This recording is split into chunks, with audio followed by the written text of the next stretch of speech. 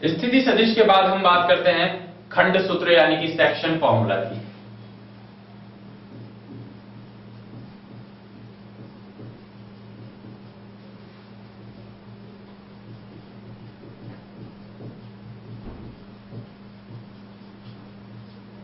Section formula खंड सूत्र। खंड सूत्र यह कहता है कि यदि कोई सदिश ए बी, हमारे पास कोई सदिश ए बी वेक्टर है, इस सदिश ए बी वेक्टर को यहां पर इसको ले लेते हैं बी और यहां ले लेते हैं ए, और इसको बिंदु सी पर किसी अनुपात m अनुपात n में विभाजित किया जाता है। यानी कि एक ए बी वेक्टर है और एक बिंदु सी जो है वो इसे m अनुपात n के अनुपात में विभाजित करती है।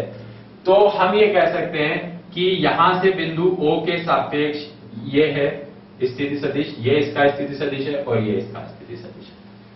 हमें ज्ञात करना है कि ये जो C का क्या निर्देशांक आ सकते हैं, यानी कि C का क्या, हमने पहले निर्देशांक ज्यामिति में निर्देशांक ज्ञात किए थे, अब यहां पर क्या इसका सदिश आ सकता है, इसका स्थिति सदिश क्या हो सकता है वो हमें ज्ञात करना है। जैसे कि इसका स्थिति सदिश ए वेक्टर, इसका बी वेक्टर और इसका स्मॉल सी वेक्टर होगा।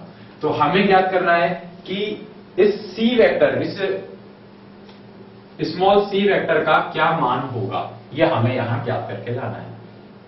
तो यहां पर यह विभाजन सूत्र कहता है कि ओ सी वेक्टर यानी कि स्मॉल सी वेक्टर बराबर होता है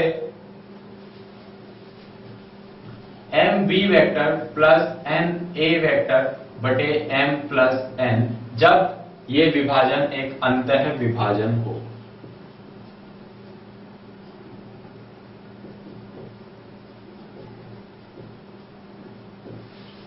ये जो विभाजन है इस रेखा के अंदर की तरफ है, इसे हम कहते हैं अंतः विभाजन। और जब अंतः विभाजन हो तो सूत्र बनता है सी वेक्टर बराबर M B vector plus N A vector बटे एम प्लस एन।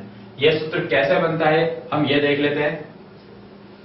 तो जैसा कि हमें प्रश्न में दिया गया है कि ए सी बटे सी बी, यहां दिशा का ध्यान रखें हमेशा कि ए सी और सी बी दिशा लिखी गई है। तो ए सी बटे सी बी बराबर एम बटे एन है। यहां से हम लिख सकते हैं कि n गुणा ए सी बराबर m गुणा सी बी। अगर हम इनकी दिशाएं दे दें कोई फर्क नहीं पड़ेगा, क्योंकि वैसे भी ये सदिश राशियां हैं, तो हमने इनको दिशाएं दे दी इनकी। अब n गुणा ए सी वेक्टर बराबर m गुणा सी बी वेक्टर है हमारे पास। ए सी वेक्टर, देखिए ए सी वेक्टर कहां पर है, यह रहा ए सी वेक्टर। त्रिभुज का नियम देखते हैं इस त्रिभुज ओ ए सी में। तो इसके हिसाब से यहां इस ए सी वेक्टर का स्थिति सदिश हो जाएगा small C vector minus small A vector बराबर एम गुणा सी बी को हम लिख सकते हैं small B vector minus small C vector.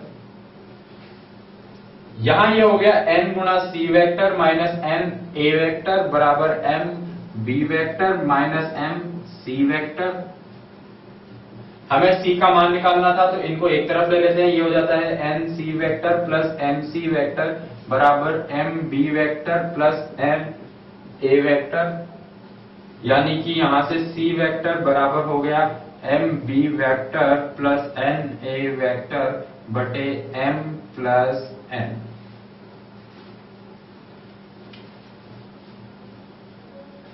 यह हुआ इस सदिश राशि का स्थिति सदिश कि ये सदिश राशि थी कि बिंदु C ने ए बी को विभाजित किया है अनुपात m और n में। तो इस बिंदु C का स्थिति सदिश क्या होगा, उसके लिए ये सूत्र हमारे पास यहां आता है। परंतु ये सूत्र है अंतः विभाजन की स्थिति में, लेकिन जब बाह्य विभाजन होगा तब क्या होगा।